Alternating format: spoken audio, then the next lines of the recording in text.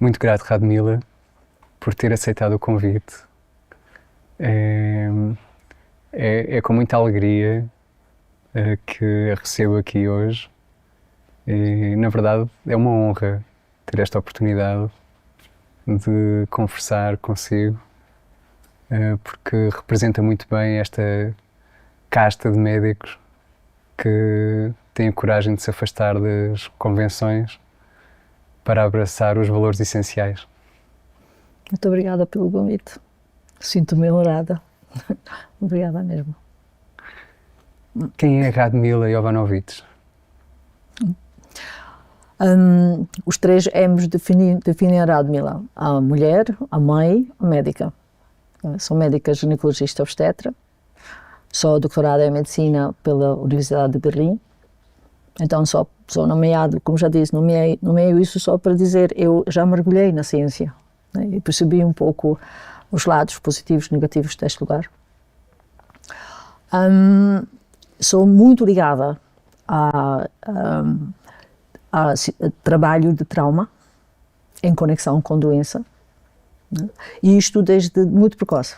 A minha carreira começa com psicoanálise própria, a minha carreira continua sempre a busca de onde é que começa tudo isto, de onde começa a doença, né? E ao longo do percurso da medicina me conectei obviamente com formações que têm a ver com esta área, né?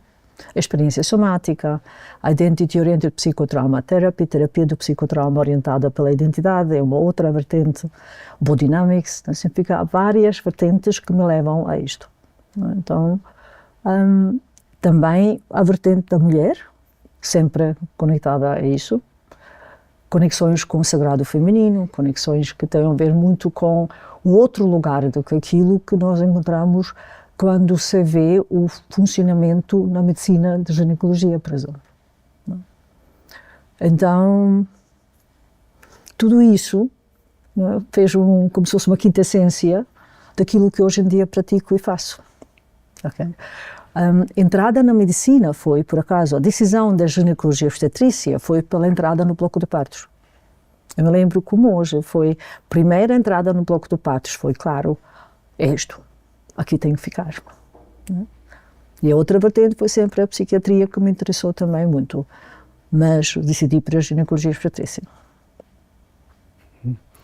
E a sua experiência enquanto mãe condicionou de alguma forma a sua decisão de seguir ginecologia obstetrícia? A decisão foi já antes. A decisão de ir para a ginecologia obstetrícia foi uma decisão prévia de ser mãe. Okay? E também, eu acho que provém muito da minha história, né? Da história de mulheres maltratadas, entre aspas, não? E também da história de um parto muito traumático para mim enquanto criança. Foi um parto domiciliar, foi um parto em casa, foi um parto com parteira, mas foi um parto durante o processo da luta entre mãe e pai sobre o meu pai médico, né? O que é que estás a fazer aqui? A minha mãe era escondida a fazer um parto em casa, né? Então foi muito despercebida naquele primeiro momento da minha vida. Então estes dois aspectos, né, de trauma próprio no parto, como também devido a uma história traumatizante de mulheres da minha história, das minhas antecedentes, eu acho que isto tudo traz porque é que eu me dediquei tanto ao feminino, à mulher, e tanto a este vínculo, a esta perca do vínculo no início do nascimento de uma criança, que é o momento mais vulnerável, e que não fala sobre o vínculo da criança com a mãe, mas fala sobre o vínculo, a aprendizagem do vínculo da criança com ela própria, naquele próprio momento. Anda pelo intermediário da mãe, mas depois promove a capacidade de estar presente. Então, estas duas histórias trazem, na minha leitura posterior, trazem porque que eu acho que eu entrei neste lugar. Com certeza, tudo tem uma razão de ser. Tudo tem uma razão de ser. De acordo com a visão budista, o ser humano é um conjunto de bolhinhas que viaja de existência em existência e que eventualmente se materializa naquilo que nós chamamos o corpo Isso físico. se materializa garantidamente, sim. Ora, isto significa que então a mente precede a matéria. Que informação é que o nosso corpo armazena? O nosso corpo armazena informação do universo garantidamente todo, ok? Porque a gente provém de um lugar sem fim, ok? Esta energia se desifica, na minha perspectiva de vista, no desejo de uma mãe de ter um filho.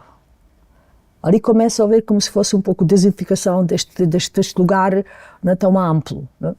E a partir do momento quando há um encontro entre o esperma e o ovo, okay, existe uma materialização deste desejo. E a partir dali começa a psique do humano. E é muito interessante isso, né? Porque vem uma alma ampla e grande e entra em 2 células. Então o início da vida é, não é? É já como se fosse, primeiro o trauma está lá.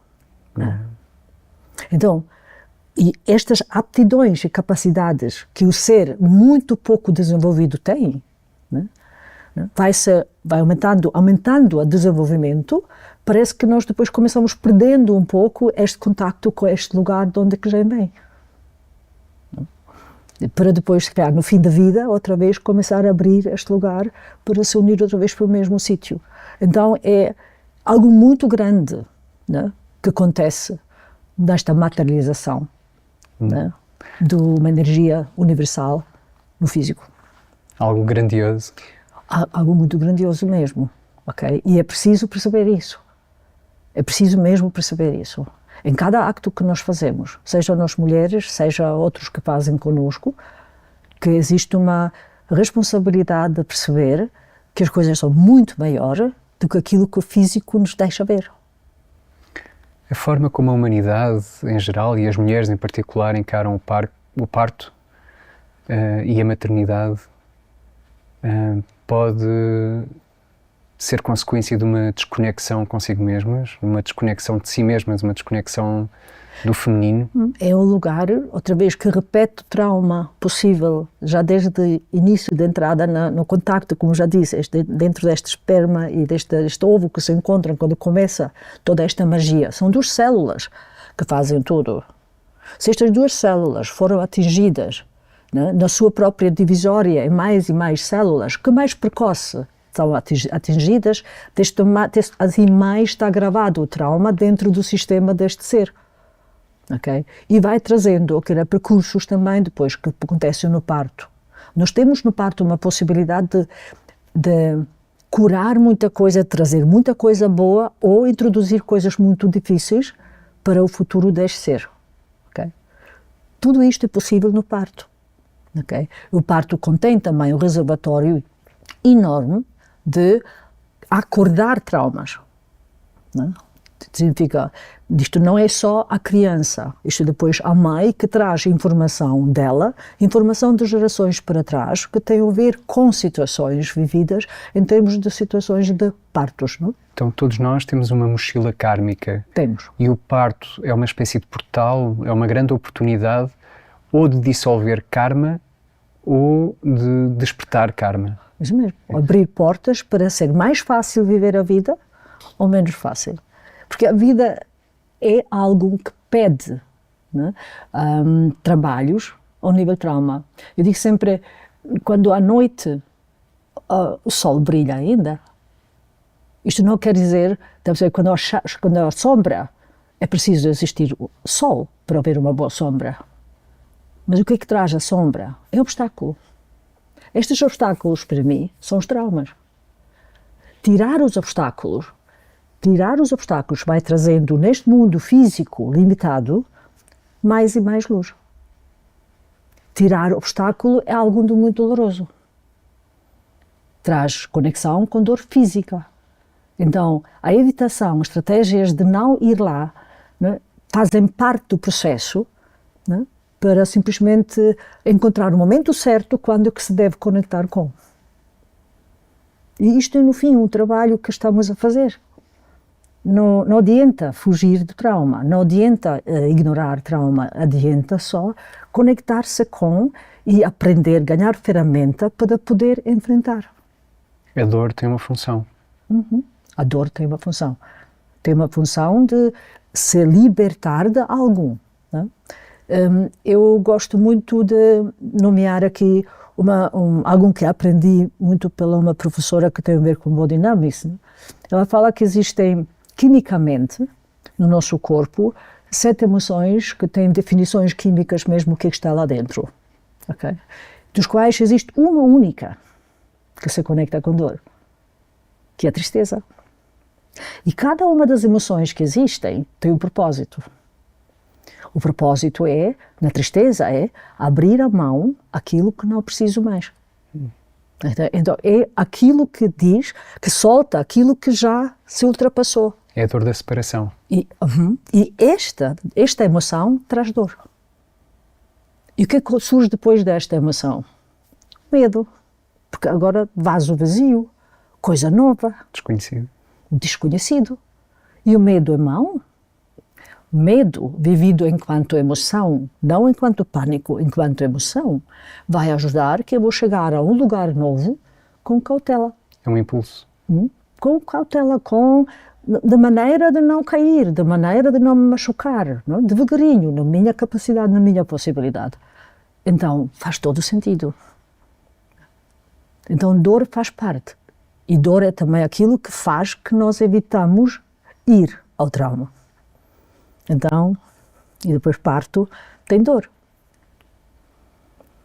E o que é que a Radmila diria a uma mulher que quer evitar a dor no parto? Existe um mundo dentro do processo de trabalho de parto. Existem muitíssimos ingredientes. Eu diria, se nós soubéssemos 50 destes ingredientes, né, sabemos pouco. Nós sabemos ainda menos do que isto. E mesmo sabendo muito menos do que isto, nós achamos que podemos mexer. Todos estes ingredientes são conectados uns com os outros. E que a gente puxa num ponto, a gente mobiliza, sabendo se calhar dos 50 que sabe, mas depois não sabe de outros 100 que existem. E não sabe o que é que cria com qualquer puxão que faz. Okay? Se eu retiro um ingrediente muito essencial no trabalho de parto, que se conecta com dor, e agora se volta à emoção, né? Emoção de tristeza, de separação que vai acontecendo, né? Saída do bebê da barriga, entrada para o mundo, né? Se eu retirar um aspecto, né? Eu não sei, eu não posso saber nem sequer o que é que isto causa. Uma coisa é certa, né? O processo do trabalho de parto fica alterado. Comprometido. O acesso às endorfinas, por exemplo, fica comprometido. Só que as endorfinas fazem uma diluição de dor, não só da mãe, quanto também da criança. A respiração, será que a primeira respiração da criança, será que é uma coisa assim tão pacífica? Ou será que ali abrem folhetes, né, para deixarem ar entrar? Ou será que é uma coisa dolorosa? Então, e se não tiver endorfinas, vai ser difícil. Já a primeira respiração vai ser difícil. Respirar é vida. Inspirar é vida. É o primeiro acto que fazemos quando entramos na vida, é inspirar. O último acto que fazemos quando saímos da vida é expirar. Então, e nós vemos uma sociedade, falamos antes sobre isso, vemos uma sociedade de pessoas que têm hipotensões, mulheres que têm hipotensões. Eu sou ginecologista, não posso falar sobre tudo. Então, hipotensão é quê? É uma não abertura suficiente de caixa torácica para a inspiração. Então, o início da inspiração e não é com toda a plenitude de uma abertura para uma vida. Não? Então, é uma coisa pequena, que se acha que não é nada, e que a mulher hoje em dia no hospital fica declarada mais ou menos louca, assim, ela dizer, não quero, eu quero viver a minha dor. Okay? Um movimento pequeno tem um impacto enorme. Os cientistas a comunidade científica, na investigação científica, os neurocientistas, os fisiologistas, eles sabem perfeitamente como criar depressão experimental com animais. Basta separar a cria da mãe. É prática comum nos hospitais separar os bebés da mãe, especialmente os bebés prematuros, que são cada vez mais frequentes, em grande medida, imagino, por causa da taxa elevada de cesarianas. Esta separação que consequências tem? Existe um ingrediente no parto que é muito importante desenvolver. Este ingrediente chama-se vínculo. Quando você fala de separação, porque o bebê foi separado da mãe depois do parto, a separação do bebê já começa quando existem muitas intervenções durante o trabalho do parto. Porque este vínculo é algo de muito precioso e muito delicado. Cada acto de intervenção que existe durante o trabalho do parto vai movimentar neste vínculo. O que é que quer dizer o vínculo? A conexão natural da mãe direcionada para a criança e a conexão natural da criança direcionada para a mãe. Este vínculo é algo de muitíssimo importante para nós podermos ficar conosco em nós no futuro. Okay. Eu acho que não há esta consciência simplesmente. Quanto é que cada acto, cada interrupções com vozes que não são próprias naquela altura, quanto a introdução de medo durante este processo, não? Pode trazer e vai trazer um não desenvolvimento próprio deste vínculo na pessoa própria e também no relacionamento entre os dois. E isto é, na minha opinião, hoje em dia, ignorado. Não é uma coisa que nós aprendemos, não é uma coisa que nós aprendemos durante a especialização da obstetrícia, por exemplo. Okay. Se fica ali, se cria um ponto de separação que não é fácil de ultrapassar.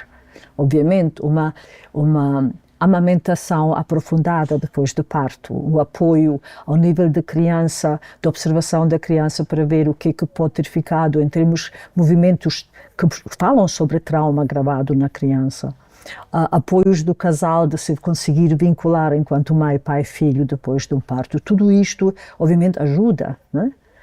Mas tudo isto podia já começar antes de existir e não criar primeiro o dano e depois tentar resolver o dano. Então é mesmo o parto próprio precisa simplesmente um lugar calmo, tranquilo, um lugar onde não se intervém. Isto não é uma doença, isto não é um sítio de perigo, uma gravidez sem risco ou low risk, no risk pregnancy. Uma gravidez de baixo risco ou não risco é uma gravidez que não precisa intervenções médicas, não precisa hospital nitidamente preparado para emergência, porque o risco de emergência é absolutamente não nomeável. Okay. Na Faculdade de Medicina, os médicos não aprendem sobre parto não intervencionado, imagino. Também não é trabalho de médico, é trabalho de parteira. Pois. O médico deve ser a pessoa apoiando o processo se é necessário intervenir. Mas a verdade é que essa não é a visão da obstetrícia nos dias que correm, não é? Não é a visão da obstetrícia em Portugal, não. O poder do... E no mundo em geral, quer dizer, pelo menos no mundo ocidental. Eu aprendi a obstetrícia do parto da gravidez sem risco com parteiras na Alemanha. Foram as minhas professoras, foram as parteiras. Eles me ensinaram o que fazer durante o trabalho de parto, o que é que fazer no parto, como apoiar as mulheres. Mas há muitos médicos obstetras que, embora possam ter ouvido falar em parto não intervencionado, eles nunca estiveram num parto não intervencionado, não sabem como se dá. Portanto, é um pouco utópico para uma mulher esperar que possa ter um parto não intervencionado com um médico obstetra que esteja, enfim, vinculado a uma instituição, a um hospital, não é? Porque já a entrada no hospital, por si próprio, é uma situação de stress. Já estar num lugar cheio de máquinas é uma situação de stress. O que é que fazem, por exemplo, nos hospitais que são programados para partos naturais e tudo isso na Alemanha? Escondem toda a maquinaria, não há máquinas. Há uma luz muito diferente. Não é aquela luz branca agressiva. Há um ambiente totalmente diferente, as cores são escolhidas diferente, está a perceber? Porque nós temos, o nosso cérebro tem o input pelos nossos sentidos. O ambiente é muito importante para trazer ou tranquilização ou stress. E se a mulher estiver a produzir cortisol, não é? Stress, é evidente que isso vai ter implicações no parto, não é? Se ela sente o ambiente externo como uma ameaça, ela não vai querer que o bebê saia, não é? Ou seja, de forma instintiva vai querer protegê-lo, vai travar o processo. Os hormônios de stress vai interromper, vai diminuir a expressão de oxitocinas e vão assim também, obviamente, alterar um pouco o funcionamento das contrações em si, por exemplo. Né? Mas não só. Os hormônios de stress também alteram o vínculo. Então, tudo isso é um processo. Vamos lá ver, é preciso ter consciência o que é uma gravidez e o que é que está tudo dentro do trabalho de parto. Alterar um vínculo provoca um trauma. Isto tem consequências a longo prazo. Claro. E o trauma que se provoca quando se perde o vínculo, né? Por exemplo, o trauma que se provoca quando uma mulher, havia um hospital aqui em Portugal onde se faziam partos, tipo a mulher entrava no estado de uma anestesia para o parto acontecer muito rápido, recebia uma droga e para o parto acontecer muito rápido. Isto quer dizer para a criança o quê? O que é que acontece quando a mãe não está presente? A fonte da vida desta criança é que é a mãe. Se a mãe não está presente porque está drogada ou porque não está presente, não está lá, ok? A criança sente o quê? Vou morrer. Então, uma confrontação com vida-morte. O que acontece no corpo de um ser vida-morte? Dissociação. O que é que a criança aprende? Sair do corpo, porque saindo do corpo não dói. O que é que pode acontecer no futuro da vida? Muitas vezes, evitar tudo o que é desconfortável. Evitar desconforto dá-me possibilidade de evolução, de desenvolvimento? Não. Então, percebe? Isto é um lugar que estou a nomear. Não é? A criança não tem possibilidade de lutar ou fugir. A criança reage em situações de stress com congelamento. O congelamento é dissociação. É fuga do corpo. Então, é uma dissociação entre o ser e o seu próprio corpo. Isto é muito perigoso, porque se não estou no corpo, eu não cuido do meu corpo, não é? E nós sabemos que muitas das práticas correntes, muitas das práticas da obstetrícia, consideradas normais, não é?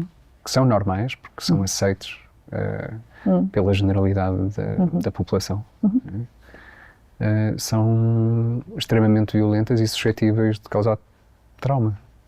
Sim, claro. Cada intervenção cirúrgica. Nós temos hospitais que têm 66%, 65% de cesarianas. Existem hospitais em Portugal que fazem só cesariana. Isto é negligência, autorizar hospitais destas. Isto é, nós temos uma taxa mais alta de cesarianas na Europa. Então, agora já tem havido uma comissão de redução para a taxa de cesariana em Portugal? Vamos a isto, mas vamos já falar sobre isto. Estes lugares, se calhar, o importante é ganhar a consciência, né, que cada cesariana é um parto traumatizante e precisa um cuidado específico para isso. Seja no físico, seja no psíquico de seres envolvidas. E seres envolvidas direto são mãe e criança, e indireto o pai e os outros filhos. Então estamos aqui a jogar num jogo de não consciência dos médicos. Os médicos não querem fazer mal.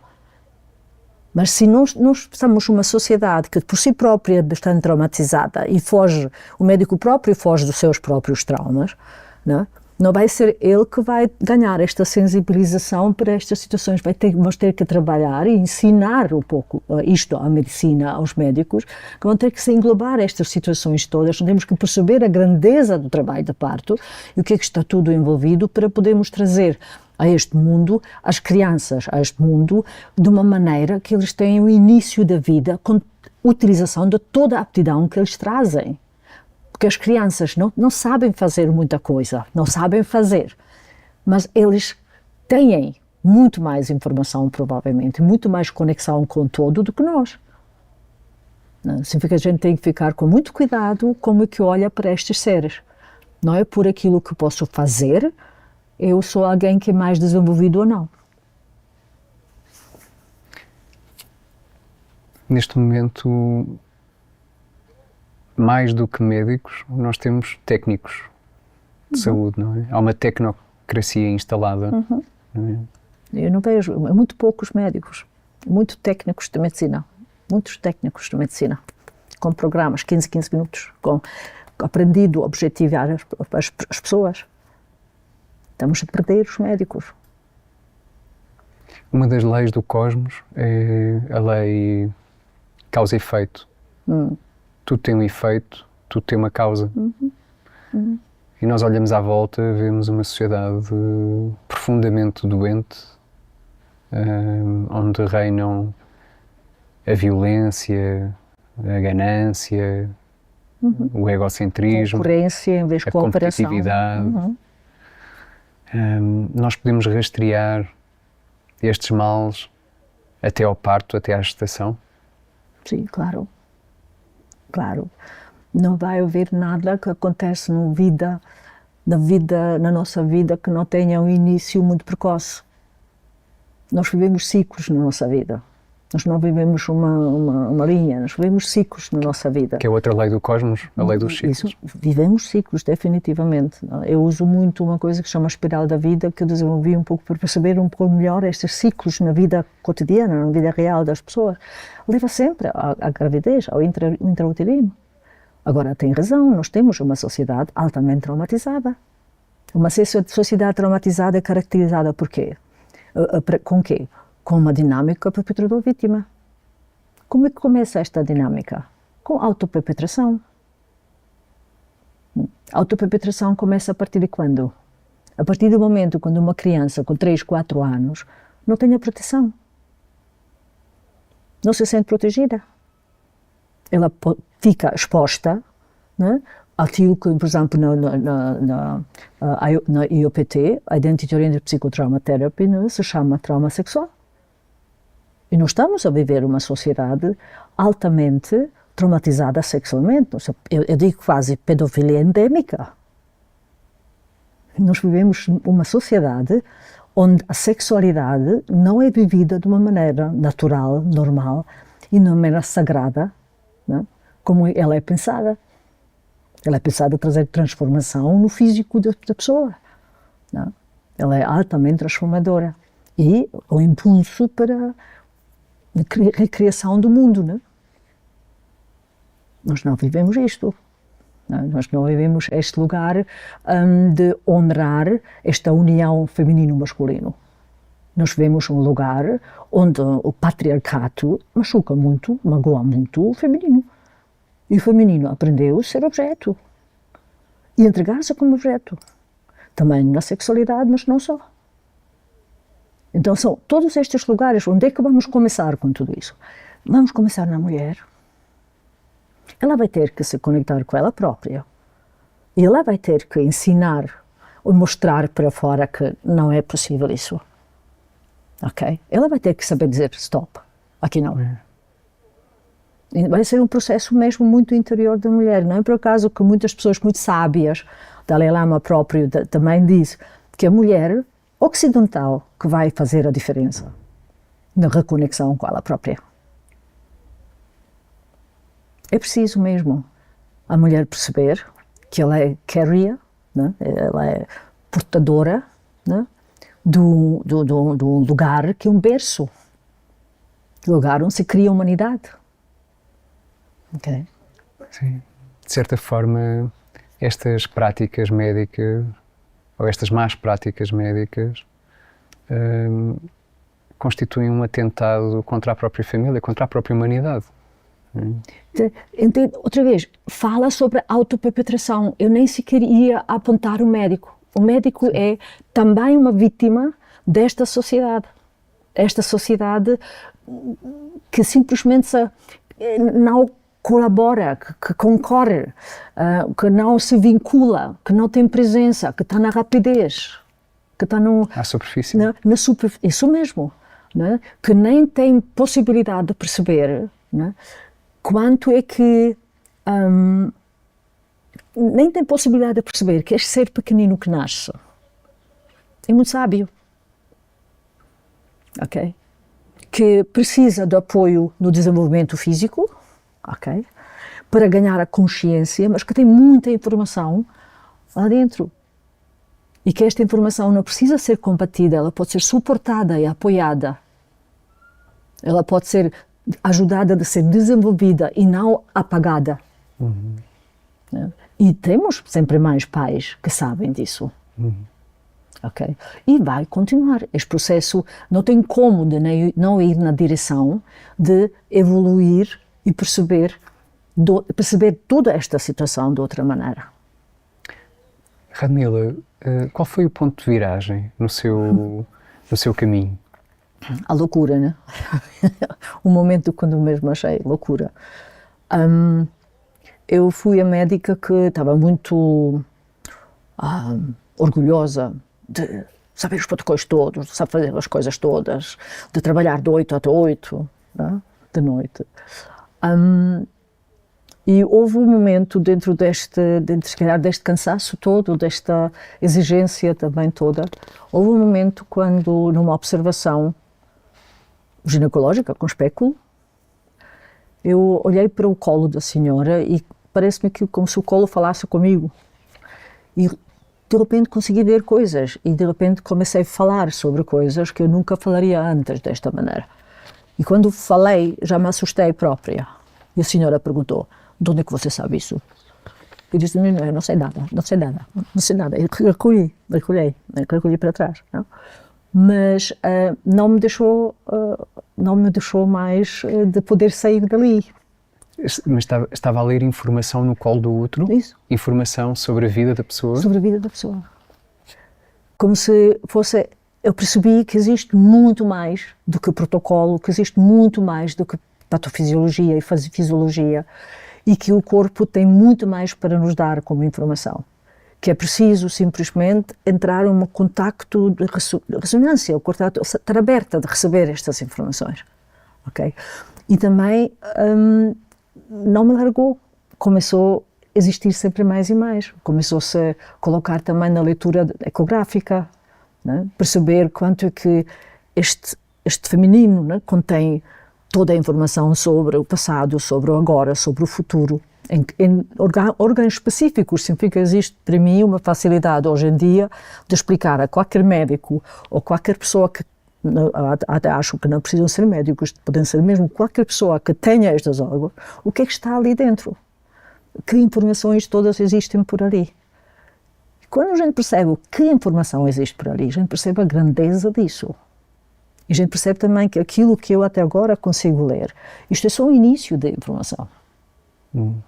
E quem me ensinou tudo isso são as pessoas com quem eu trabalho, são os pacientes que vão ter comigo e que abrem os corações deles e que abrem em confiança este campo entre nós que começa a dar estas informações.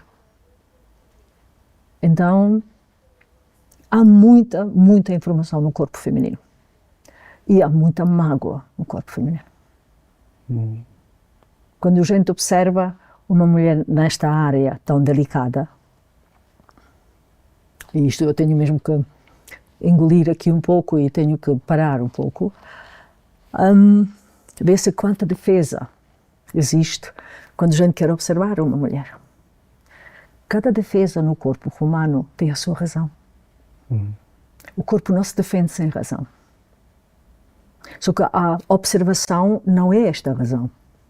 Porque é um lugar calmo, eu retiro luzes, fica tudo muito delicado. Okay? Não é ali que a mulher se defende. Defende-se de outros lugares. Okay? Então existem já fisicamente visíveis, né?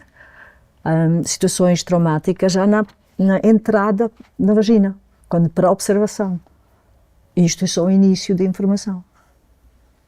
Então, é preciso nomear isso, é preciso trabalhar isso, Significa trauma é algo que tem que ser trabalhado e temos muitas técnicas hoje em dia, graças a Deus, onde se pode entrar neste lugar de descarregar os traumas, de soltar os traumas ou de ganhar os vasos para lidar com os traumas.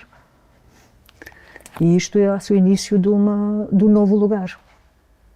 Tirar os obstáculos, lembra-se? Uhum. Numa consulta com a Radmila, a minha mulher, a Bruna, estava com alguma dificuldade em tirar sangue. E eu não sei exatamente, posso não estar a ser rigoroso, mas a minha ideia daquilo que a Bruna comentou comigo é que a Radmila lhe disse: respira fundo, relaxa, respira fundo e fala com o teu corpo. Diz-lhe que estás bem, que estás segura e que queres dar sangue. É isso. E que permites. É isso. Ela seguiu as instruções e imediatamente o sangue começou a fluir. Sim. Não, porque este é trauma, outra vez, você falou sobre isso. Isto é trauma gravado no sistema vegetativo. Uma pessoa que foi invadida na sua integridade, okay, pode ter um sistema vegetativo muito sensível. Uma agulha ou um ataque qualquer a esta integridade pode trazer um lugar de contração. Então, ali, obviamente, vai ser muito difícil conseguir encontrar a veia, conseguir receber o... Sim, e é o caso. Ela, não sei se a Radmila se lembra, mas ela esteve muito doente na infância, teve uma experiência terrível em hospitais. Então, sim. Estes momentos não são momentos de início, estes momentos são momentos de reconhecer que existe aqui qualquer coisa. E se existe qualquer coisa, é preciso ir lá. É preciso ir lá para quê? Porque quando eu tenho trauma, eu tenho pedaços de mim que não estão integrados dentro de mim. Eu sou um puzzle com pedaços que estão fora. Fragmentado. Fragmentado. Então, o trabalho de pegar no pedaço e colocar aqui dentro é um trabalho que dói. Então o corpo desenvolve o quê? Muita estratégia de sobrevivência para não ir lá, porque não quer que dói. Não se consegue desenvolver sem criar o vaso para poder pegar nesta peça em segurança e colocar na medida, no timing, na quantidade adequada para a pessoa e colocar aqui dentro, integrar e deixar o corpo descarregar tudo o que precisou descarregar para depois, de repente, ser um pouco mais completa, um pouco mais presente. Apesar da ciência considerar a psicossomática, o efeito placebo, o efeito nocebo, ainda prevalece esta crença de que os pensamentos e os sentimentos, ou as emoções, não condicionam as funções fisiológicas. Podemos considerar que todas as doenças são efetivamente psicossomáticas? Isto, eu não tenho dúvida mínima disso. Outra vez, eu chamo isto ainda diferente. Eu digo isto é psicobiofísico tudo. Quer dizer, no mesmo momento se encontram em todas as zonas estas situações. Se eu descargo emocionalmente algum stress que eu vivo, se eu mesmo descargo a situação emocionalmente, eu não vou ter impacto nenhum físico. Física vai estar pronta para reagir, mas se eu descargo, não é preciso manifestar. Se eu não descargo, a estratégia do corpo vai ser a doença. E a doença vai me trazer depois outra vez a dor vai me levar à tristeza, a tristeza vai me levar a poder sair outra vez dali se descarregar esta tristeza. Por isso é que... Com lágrima. Talvez por isso a mulher que tem o parto natural, enfim, tem dor ali naquele momento, terminou e depois tem uma experiência de maternidade normalmente muito boa, não é?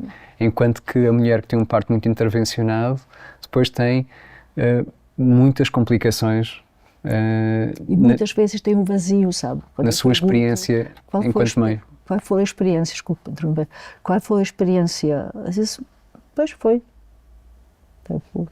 Deixa um vazio, um lugar tão cheio, em vez de empoderar, né, enfraquece o feminino, coloca no lugar, e a mulher sente isso. Não interessa quanto que ela decidiu de querer uma cesariana, não é ela que precisa levar isto como se fosse ela a decidir. O médico tem informações sobre isso e deve ter. E o médico, não técnico, o médico deve falar com ela e fazer-lhe entender qual é a consequência daquilo que se decide aqui. Ok? E depois, está a ver, hoje em dia existem situações onde neonatologistas decidem por cima dos pais, certo? Mas ali não decidem. Mas ali já é possível escolher cesariana. E já é possível ignorar que isto é um parto por si próprio que traz cognitivamente para a criança uma situação difícil para a vida, uma desorientação para a vida, né? Porque este movimento, né? Esta saída da criança, este empurrar-se do útero, é uma mobilização também de despertar a criança para a vida, né? Se eu faço uma cesariana eletiva, você pode ler no livro de Michel Audin. Michel Audin. Você pode ler na cesariana um artigo todo sobre o que tudo modifica, né, na fisiologia da criança por causa de uma cesariana eletiva. Que é algo que devia, enfim, ser reservado para situações de exceção, não é para... Electivas, não. Não.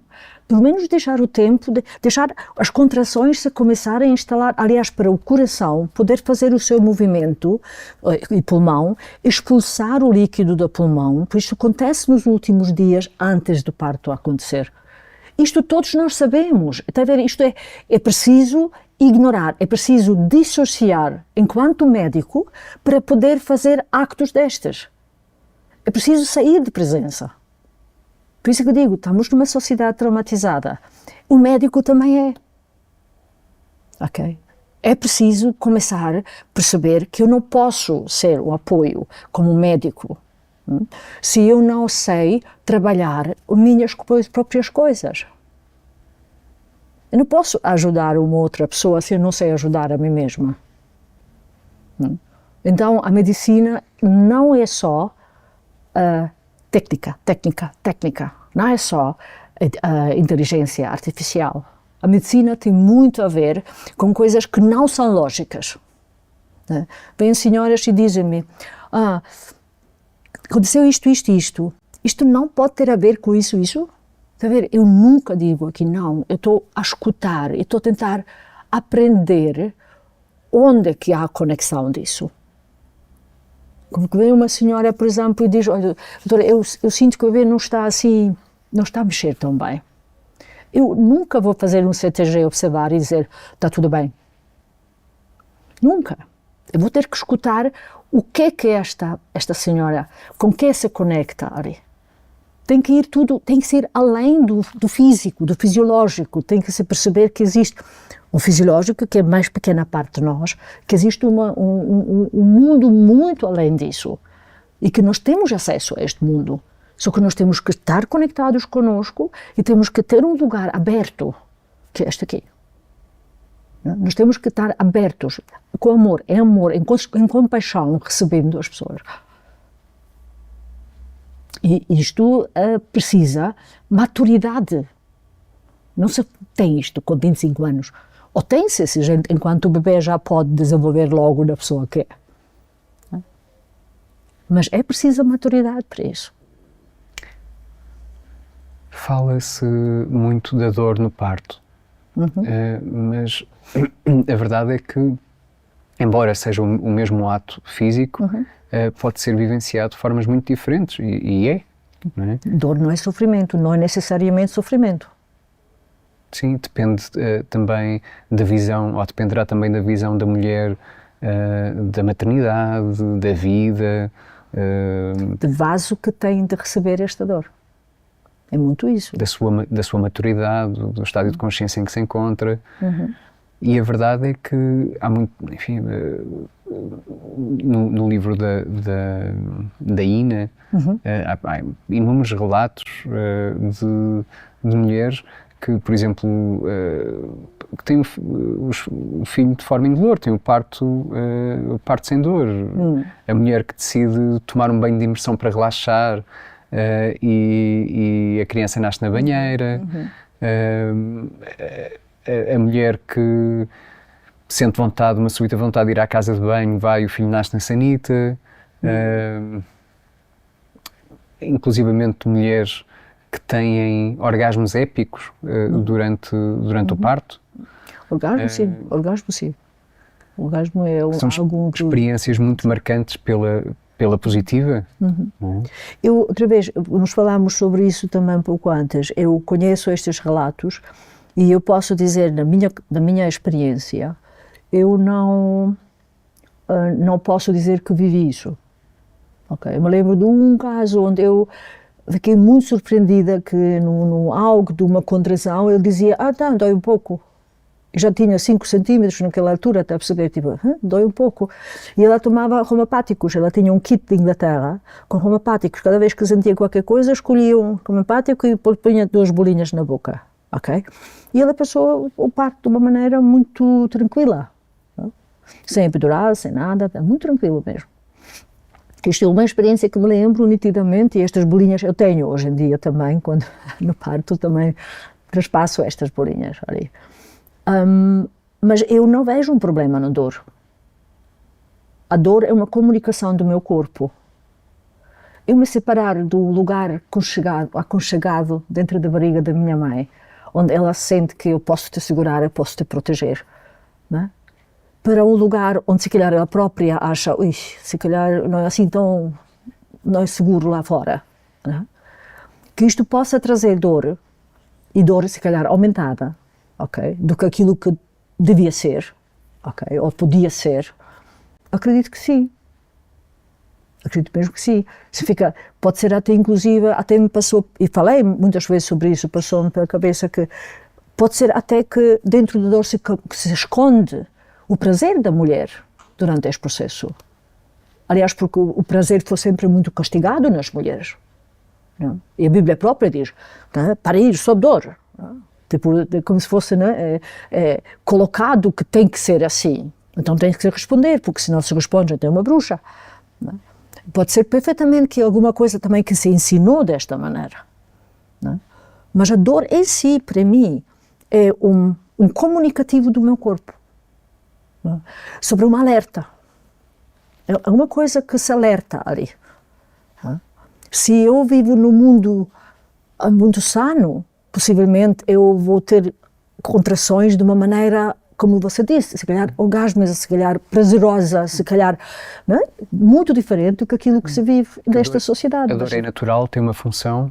Se a mulher estiver sedada, obviamente estará desconectada de si mesma, do seu próprio corpo, e não pode estar conectada com o bebê. Não, isso mesmo. Mas o bebê, isto é muito perigoso, desconectar a mãe dela própria, porque ela é fonte da vida da criança.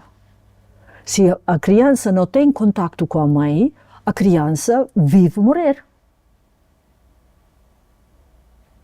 Isto é um lugar que também tem que se perceber muito, muito bem. Quando se fazem cesarianas, por exemplo, ainda poucas, mas algumas em geral, em anestesia geral, isto é muito difícil para a criança, muito ruim para a criança. Okay? Isto é colocar-se no lugar de dissociar, de outra maneira não se sobrevive isso, nesta idade com tão pouca ferramenta de poder assegurar este lugar. Será que para a mulher nos dias que correm é difícil de conceber um parto sem fármacos pela forma como esta violência está normalizada, ou seja, pela normalização desta violência obstétrica, este ambiente, estas práticas, ou seja, se o parto fosse mais natural, não seria mais fácil para a mulher compreender que os fármacos são desnecessários? A influência de fora tem importância, claro, mas também eu venho do lado a dizer tudo o que nós criamos é algo que veio de um lugar, não é? Para se criar, corresponde um pouco ao estado onde nós todos nos encontramos. Sim. Okay? Significa, claro que é muito positivo mudar o exterior, quando se percebe, se tem consciência, e começar a trazer à mulher a possibilidade de ela possa ter o seu parto de uma maneira de encarar o parto como algo de natural, algo que o corpo sabe fazer, algo de milhares de anos o corpo sabe fazer. Pois que o corpo está preparado para preparado para isso, tem todos os ingredientes, sabe resolver situações de perigo. Por exemplo, muitas vezes quando existem situações de cordões à volta do pescoço, por exemplo, isto é sempre uma razão de criar logo medo. Não se deve nomear isso, deve-se ver o que acontece no trabalho de parto primeiro, depois para ver como é que se vai actuar com isso. Mas o corpo faz o quê nestas situações? Faz abertura do colo, abertura do colo, abertura do colo, não desce a cabeça, não desce a cabeça. Okay? Deixou a cabeça lá em cima, a gente chamaria isto na medicina de distócia descida, não é? Mas ele deixa isto lá em cima, abre tudo, e depois fazem uma rapidez brutal saída da criança. Para o espaço de tempo, quando pode haver dificuldade de esticar da cordão, não haver suficiente oxigênio, seja delimitado ou diminuído ao máximo. O corpo sabe resolver. Agora imagina você entra no hospital. Isto não desenvolve. Então vamos pôr oxitocinas. Então vamos fazer o quê? Vamos baixar a cabeça cedo demais para esta situação. O que é que isto vai promover? Intervenção médica. Atrás de intervenção. Pode trazer a cesariana, pode trazer a necessidade de fazer uma ventosa, um fórceps ou qualquer coisa. Está a perceber? Significa, nós temos que perceber que é grande. O trabalho de parto é sábio em si. E tem muita informação em si. E nós temos que ser os leitores, os detectivos, né, para perceber, né, onde é que pode ser necessário de fazer um movimento. Escutar o corpo e confiar. Porque dentro do processo pode ser escrita a informação de um ser morrer ao caminho, né? E nós, médicos, não podemos permitir isso. Nós não estamos prontos para permitir estas coisas. As parteiras que trabalham, né, que trabalham lá no selvagem, fora da possibilidade de cesarianas e outras coisas, eles aceitam estas situações. Nós não podemos aceitar estas situações. Okay? Porque é o controle. É o controle. É o controle. E depois a vida vai trazendo respostas a isto. Está a ver? Nós alteramos um processo, né? E depois, na vida desta criança ou desta família, vão acontecendo situações que vão também ser influenciados por este momento. Não esqueça, o parto é impulso para a vida, que contém confiança, proteção, separação. Como que se separa seguro? É seguro separar-se? Está tudo lá. Então, isto são as informações que sempre vão vibrar em cada separação. Que sempre vão vibrar em cada situação de perigo. Né? Se isto promove de maneira de é seguro sair, é bom separar-se, vai trazer coisa nova, ok? E não, né? O movimento da criança, futuro adulto, vai ser totalmente diferente. Então, é perceber, é impulso para a vida. O parto é impulso para a vida fora. Não é? O outro é dentro. Sim, esta mensagem é muito importante porque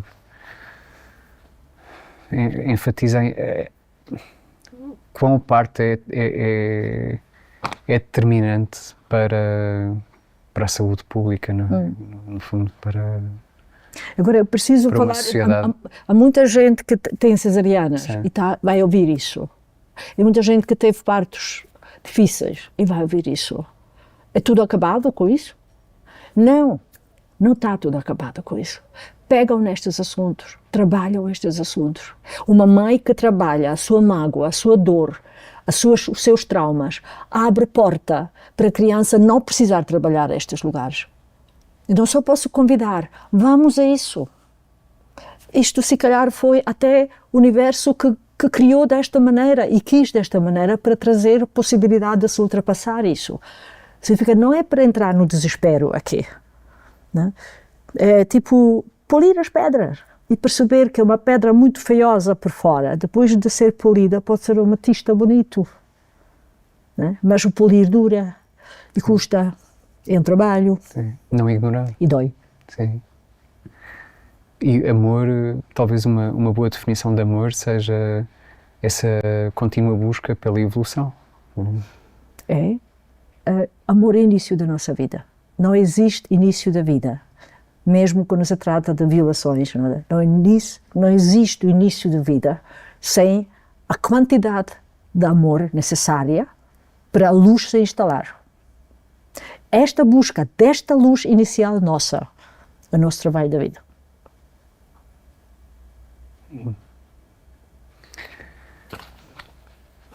E quem traz esta, né, a mãe, né, aquela tal que fez tanta coisa má conosco, mas ela é também aquela que coloca esta luz.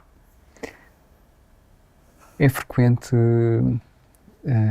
as mulheres virem perguntarem à Radmila se o seu corpo está desenhado para ter filhos, se tem a pelve do tamanho ou do formato certo.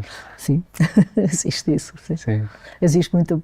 Quero engravidar, quero ver se está tudo bem. Eu posso dizer só uns aspectos só de fora, né? Mas do dentro você consegue percepcionar isso melhor. E depois digo quais são técnicas com que ela pode ganhar esta segurança que está tudo lá já. Sim. Não, vejo que pode-se trabalhar isso perfeitamente. As mulheres questionam-se sobre a capacidade do seu corpo para parir. Questionam-se muito. E isto é o lugar de trabalho que nós fazemos. Nós na clínica não dormimos durante a gravidez. É uma sugestão enorme trabalhar trauma. Não? Nós temos grupo regular de correr nas segundas-feiras, que é um grupo onde se usa a técnica IOPT, que trabalha com ressonância, onde se consegue fazer encontro comigo mesma. Okay? Então, as pessoas podem trabalhar as suas intenções, as suas questões, os seus desejos, dentro de um vaso terapêutico, okay? Que trabalha com ressonância, que cria um campo, cada pessoa que lá está ganha com isso, né? Ganha, apanha boleias, né? É isso. Como se fosse uma constelação, digamos. Sim. Como se fosse constelação, mas não constela a família, constela a identidade da pessoa só. Significa, não entra no sistêmico, não representa, ressoa, abre o coração, ressoa, okay? Então é aqui agora. Não há passado.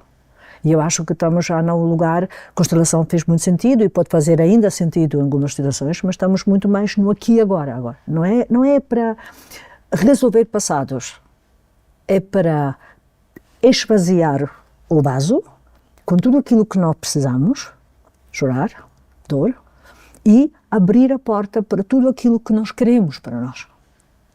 Usar os nossos sentidos, os nossos sentimentos, na direção a preencher a vibração daquilo que nos faz bem. Sair do condicionamento negativo, entrar no condicionamento positivo, né? Ter compaixão conosco. Nada se cria, nada se destrói, tudo se transforma, não é? É essa transmutação. Claro. A compaixão e amor por nós mesmos é o início de tudo. É esse o processo, é esse o desafio, ultrapassar o trauma, é a transmutação, a transformação. É. E acho que é o único sentido da vida que existe verdadeiramente, né? Porque, como eu disse, sair de um espaço amplo, entrar em 2 células, deve ser, deve apertar, imenso. E essa transformação geralmente implica dor. Eu acho que é isso. Eu acho que mesmo nós precisamos de perceber que não é o mal ter situações traumáticas, que se trabalhar situações traumáticas. É matéria-prima. É trazer luz para o mundo. É limpar, é trazer luz para o mundo. E parto é um lugar destes. Sim. Definitivamente. Se nós nos virmos como canais de luz, sim, quanto mais puros estiverem estes canais, mais desimpedidos estiverem estes canais, maior é a quantidade de luz, não é? E tudo isso, o vínculo é muito importante. Tá? O vínculo promove a presença, a possível presença de conhecimento que existe. Tá ver, as mulheres transpassam pelo menos três tempos durante a vida delas. Não? É um tempo de virgem, que não é a virgem não ter sexo, não é esta. A virgem é aquela que explora o masculino para encontrar o pai futuro da sua filha, da sua criança. Não? Então, a deusa virgem é a primeira, aquela que explora a sexualidade para poder encontrar o adequado que vai ser o futuro autoridade, o futuro mundo. Não? Depois a outra que é a mãe, não? Que é a deusa mãe, não? Que é aquela que aprende e recebe o contacto com compaixão. Significa que esta é uma coisa que nós, no fisiológico, recebemos com gravidez e parto. Conexão com compaixão. Não? E depois vem a última fase, que é muito atacada, que é a de sábia. Eu, quando estou na sábia, eu não perdi a mãe, eu não perdi a virgem, eu ganhei mais uma. Há uma integração. Okay. A pequenina, a primeira se conecta com ter, né? A segunda se conecta com fazer, né? E a terceira se conecta com ser. Então completa-se um pouco toda a nossa coluna, um pouco conecta-se com tudo aquilo que é necessário para se finalizar. Isso mesmo, isso mesmo. Então, tá vendo, todo o conceito que existe, toda esta medicina orientada pela farmacêutica que no fim quer doença porque ganha com doença, né? Interrompe processos de resolução com medicação, seja infecção urinária, seja o que for. Cada dor é logo eliminada. Trabalha no sintoma, não trabalha na causa. É uma forma de travar a evolução. Claro, é da uma humanidade. forma de travar. Interromper doenças infantis é uma forma de travar a evolução. Quem tem criança sabe que cada doença, cada febre que a criança passou, logo a seguir, um crescimento deste ser. Está a ver? Tudo isso é uma loucura instalada pelo movimento que se fez na separação da medicina, com a separação entre a medicina e a natureza. Naturopatia, homeopatia, natureza, universo. Foi amplamente promovida pelos Rockefeller, não é? Isso mesmo. Sim. Onde se instalou o domínio de farmacêutica. Não é? Então temos mesmo um grande processo para fazer. Atualmente se faz, não se faz oficialmente na medicina, mas as pessoas em geral que vão ter comigo, todos eles quase têm naturopatas, não? Em paralelo. A banalização do aborto é outro braço é outro tentáculo deste polvo? Eu disse-lhe, né? A psique está desde o primeiro momento. Eu disse-lhe que a perder uma criança, aborto espontâneo, tem uma informação para a pessoa. Não? É um luto que se faz na separação entre mãe e criança. Entre a mãe e criança ali, naquele momento, como também o luto que faz a mãe, ela, a criança, com a mãe dela. Há aqui um assunto entre relacionamento mãe e filho. Isto é quando é espontâneo. A tristeza traz que a gente possa soltar o espaço, que a próxima criança, quando vier, não tenha esta carga. Okay? Então, a natureza sabe porque é que precisa este percurso, porque é que é preciso passar por ali. Agora, interromper numa gravidez, né, é um acto autoperpetrador para a mulher. Mesmo que ela acha que se salvou porque não tem um homem certo, não tem a casa certa, não tem... Na mesma, é uma faca que se coloca dentro de nós, é matar algum dentro de nós. Ok? E isto é um lugar que não se pode banalizar. É preciso, mesmo quando a mulher decida isso, faça este movimento, é preciso saber o que é que está acontecendo e é preciso ter apoio para poder finalizar isto, porque inclusive se esta mulher tem depois, posteriormente, uma criança, esta sombra vai tirar a luz desta criança. A criança vai ter como se fosse, né, alguma coisa de não direito à vida, né, no momento quando, né, é desejada e planeada, mas existe aqui uma sombra. Né?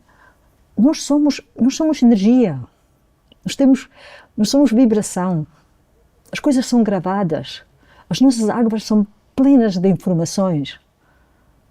Okay? E é preciso perceber que cada palavra que usamos é uma vibração que entra dentro destas águas. Pode magoar ou não. Alguém me contava uma história recentemente de uma mãe que era questionada pela filha sobre irmãos. E a mãe disse que tinha tido uma gravidez, mas que o bebê não tinha nascido. Não é? E a criança, que era muito pequenina, talvez com 4 ou 5 anos, assim, disse, sim, eu sei, era eu. Isto eu arrepio. O arrepio me diz que aqui é uma verdade que nós não vamos conseguir comprovar, mas é uma verdade que também eu vivi já com uma das minhas crianças. Ok, significa, nós não sabemos. Porque a alma se liberta. O desejo é um poder enorme. O desejo de uma mulher, de um filho, é um poder enorme. O desejo pela Cabala é o motor da vida. Okay? Por isso é que eu digo, quando as mulheres vêm dizer eu não posso ter, mas espera, o seu corpo me diz que você deseja um filho. E a sua cabeça diz que não pode ter. Isto vê-se, nota-se, no seu colo se percebe isso. Okay? Então, mas por que você não pode ser grata pelo desejo que você sente? Como se fosse, você acredita em Deus, você acredita em anjos, como se fosse você em conexão com o anjo. Isto não precisa se realizar. Você pode decidir para não realizar, para não materializar, mas você pode continuar com gratidão que tem este contacto. São lugares muito finos que estamos a falar aqui, mas são lugares muito importantes de se diferenciarem. Quero é uma energia física, é um bum, bum, bum. Né? O desejo é uma energia metafísica. Você não vai ouvir isso se tem bum, bum, bum. Ele fala... Que isso traduz muitas vezes no culto da personalidade, não é? Ou seja, essa desconexão de nós mesmos, do nosso centro, da nossa alma, é substituída por esse ruído ensurdecedor, não é? Do culto da personalidade, não é? Da materialidade. Da materialidade, é isso mesmo. É exclusiva. Da carreira, dos negócios, não é? À custa de muita coisa. Essa visão mais egocêntrica, né? Que pouco a pouco está a dar lugar a uma visão mais cosmocêntrica. Egocêntrico vem de onde? Quem tem direito de ser egocêntrico? A criança. Se uma pessoa continua egocêntrica com 40 anos, a pessoa continua egocêntrica com 30 anos, então... É sintoma de trauma. Uma parte dele ficou na criança. É sinal de trauma. Parou ali, estagnou. Claro. Há muitas coisas... O trauma tem que ver com o apego, ou seja, não há evolução. Isso. E depois cria-se a estratégia enorme de carreira, de nome, de dinheiro, de casa, estratégia de sobrevivência para não ir a este trauma. Porque só isto justifica a estratégia. A estratégia está lá só para eu não ir no trauma, para eu poder conseguir sobreviver um trauma, só que numa certa altura da vida é contraprodutivo, porque vai trazer novas doenças. Infartos cardíacos, muitas outras doenças, está a perceber? Se a gente não volta a olhar para esta criança e acolher esta criança que ficou lá esquecida. É possível que com a continuidade dos partos intervencionados as futuras gerações de mulheres tenham cada vez mais dificuldade em dar à luz?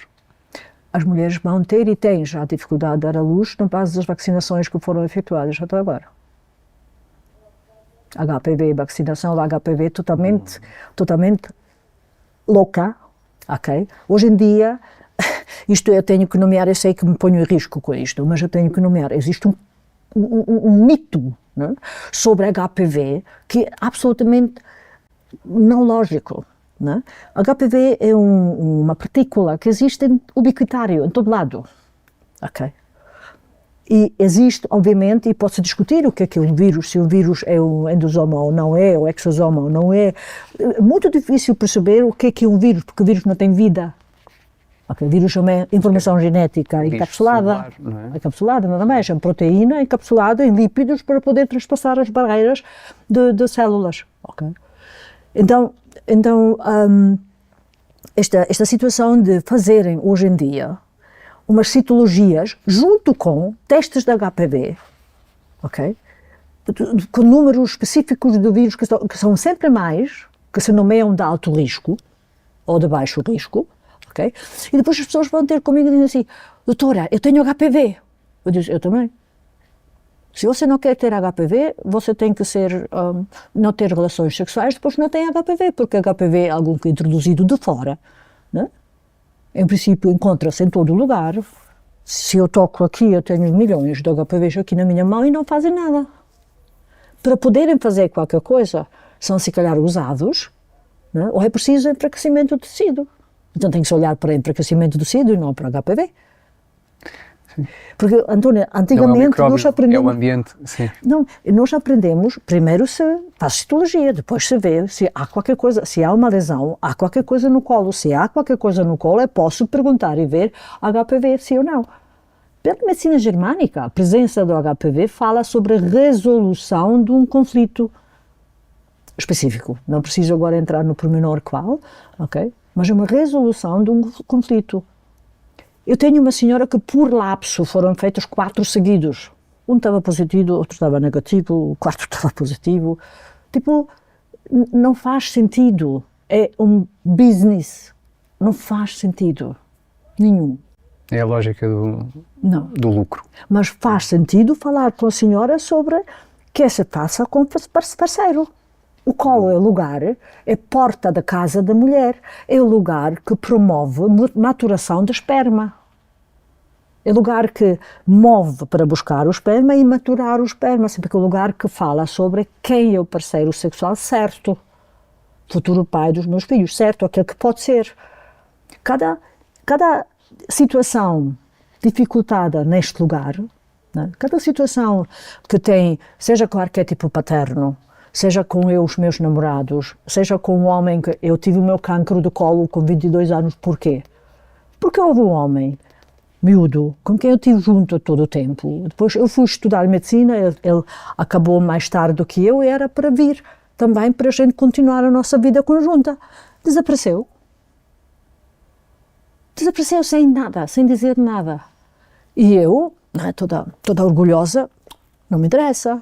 Mas o meu corpo interessou. Reprimiu. E desenvolveu câncer do colo com 22 anos. Ok, foi naquela altura, foi tratada e foi sugerida de ter filhos rápido e depois retirar o útero e todo o resto que foi necessário. Não, tudo isso, só o útero. E eu escutei dentro de mim naquela altura, percebi que eu não mudo nada, eu vivo aquilo que lá esteja e continuo a viver aquilo que lá esteja. Não percebi a conexão com essa separação naquela altura. Isto é uma leitura posterior. Sim. Okay? Então, nunca mais tive nada no meu colo. Então esse cancro terá sido a somatização de uma separação do homem que reprimida, não vivida. Que eu achei que vai ser pai dos meus filhos. Se tivesse permitido chorar, viver a dor da separação? Não tinha. Não teria tido. É isso. E vivi esta dor. Nos relacionamentos futuros, de separações futuras, foi pouco a pouco descargado isso. Mas, como já disse, nunca mais apareceu e nunca mais tive nenhuma lesão no colo. Mas quando cheguei aqui a Portugal e fui para a Oncologia IPO, a colega me disse logo, tira este útero, isto é perigo. Eu olhei para ela e disse, não, minha querida, não. O útero é muito importante para mim. É a casa dos meus filhos. Ok. Na minha terra chama-se materiça, né? Isto é mãe pequena. Né? Nós dizemos sempre, a mulher tem 2 corações, tem o aqui, tem o aqui. Ok? Então não é tão fácil tirar o útero. Né? Quando é necessário, existem situações onde não se consegue, o útero transformado até aqui com miomas, não sei o quê, não se consegue resolver. Mas sempre quando é possível deixá-lo, não tocam no útero, deixam o útero lá.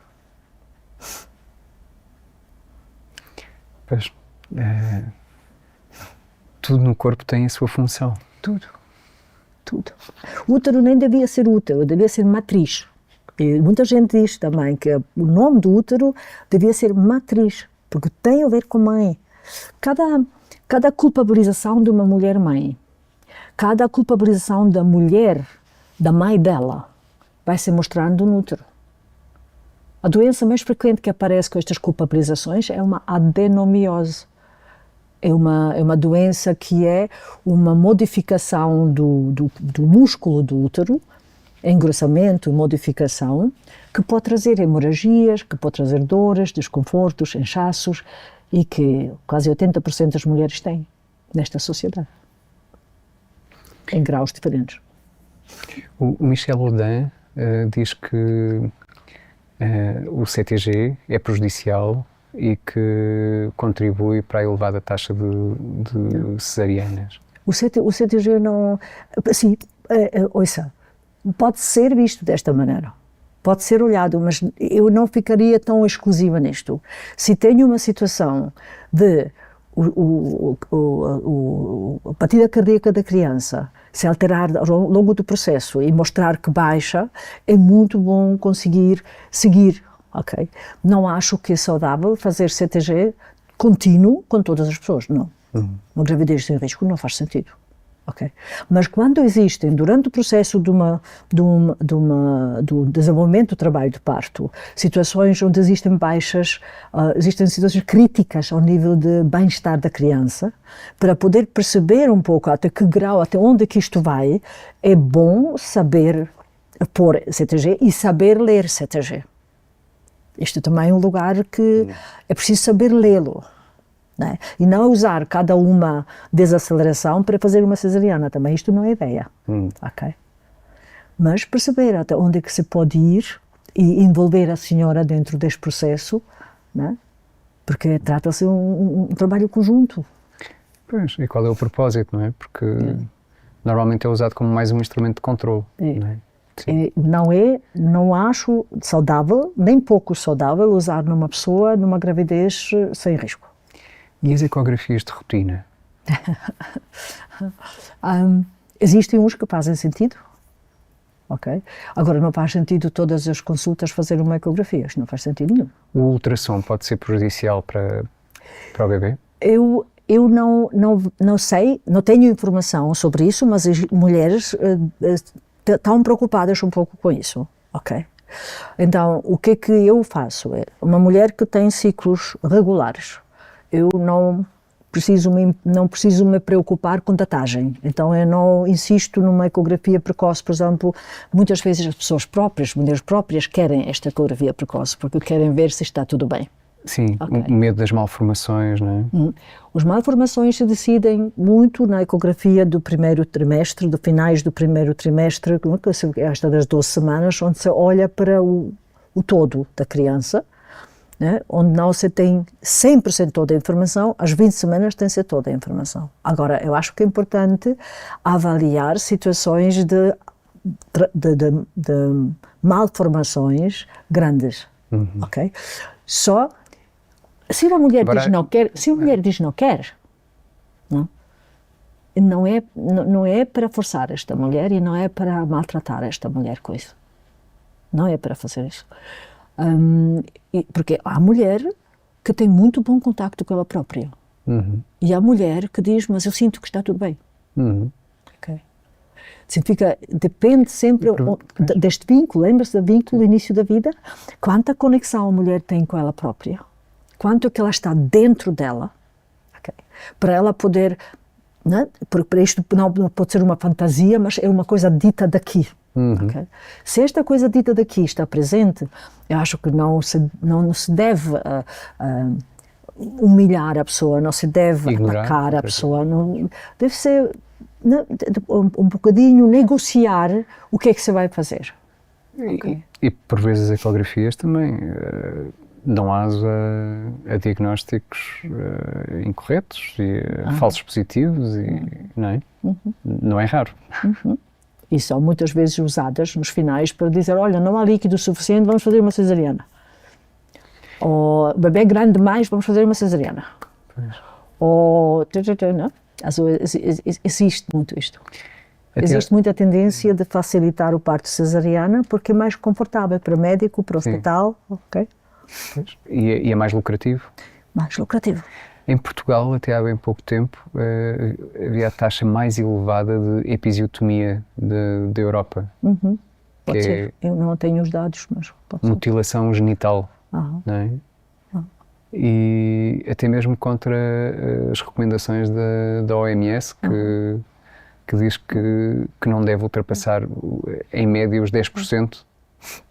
Agora, eu só falo agora do lado... Em Portugal havia 70%. Até há bem pouco tempo. Pode ser que seja. 70%. Pode ser que seja. Pode ser que seja. Outra vez, eu volto outra vez a este lugar. Quando nós estamos ensinados, o parto é algo de inseguro, ok? Quando nós somos ensinados como médicos, né, que ali cada momento pode acontecer qualquer coisa e nós temos que resolver a coisa. E não somos ensinados que o corpo tem muita possibilidade de resolução e é preciso ter paciência. Eu me lembro, o primeiro livro de obstetrícia era do Pschirembel, da Alemanha, e cada página continha paciência, letras grandes, paciência. Okay? Fantástico. Ok, então tem que ter paciência e observar, e escutar e perceber quando é que precisa intervenir. Ok. Quando está instalado no médico, nas parteiras, este medo, ok? Há muito risco que vai acontecer alguma coisa de errado. Porque o medo serve para quê? Para me levar ao lugar de que eu tenho medo, certo? Pois. Então, e se tem medo, dá o controle. Não é? Se é do controle. É. Não é? Isso mesmo. Dá o controle, mas também é mesmo medo real. Os médicos cortam porque estão ensinados a fazer isto assim, porque muitos anos havia esta ideia de quando se corta, depois o períneo fica melhor para o futuro, né? Que tudo isto obviamente comprovou-se que não é verdade, e continuam a fazer este tipo de atitude, sim. Muita coisa continua a acontecer que não devia acontecer do momento que temos na ciência e na informação de neurociência. Sim. Okay. Vão contra os fundamentos científicos. Isso mesmo. Não devia acontecer. A gente pode ficar aqui dias a falar sobre estes temas. Dias. Como é que seria a maternidade ideal? Eu já vi uma que eu gostei muito. Se houver necessidade de uma maternidade, ok? Não a maternidade ideal, a maternidade do futuro.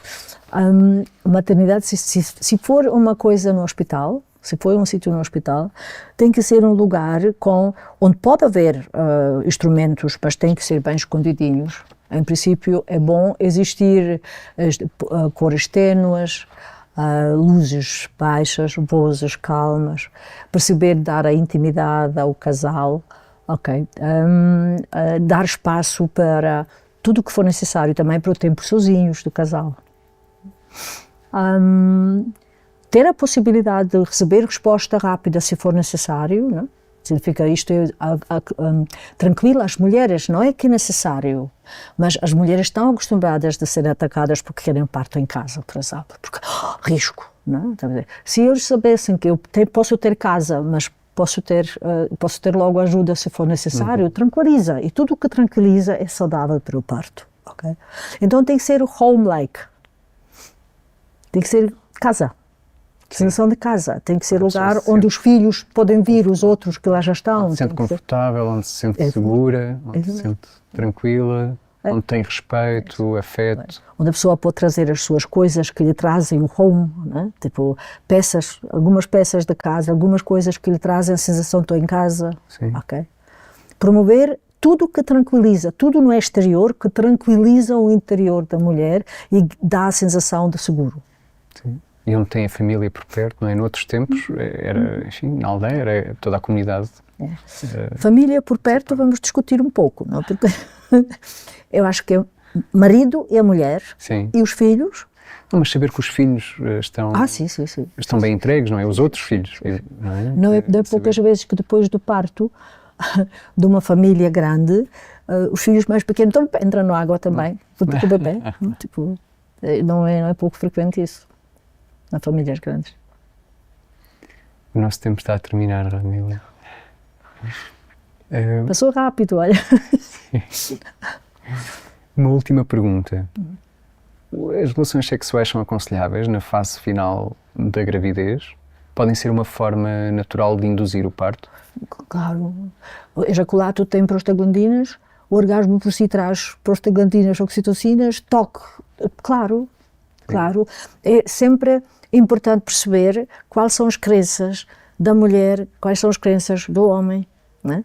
E também, se existem estas crenças, trabalhá-las, perceber de onde é que vêm, né? Porque podem ser crenças que têm a ver com situações mãe e filhos, né? Mãe e filhas, né?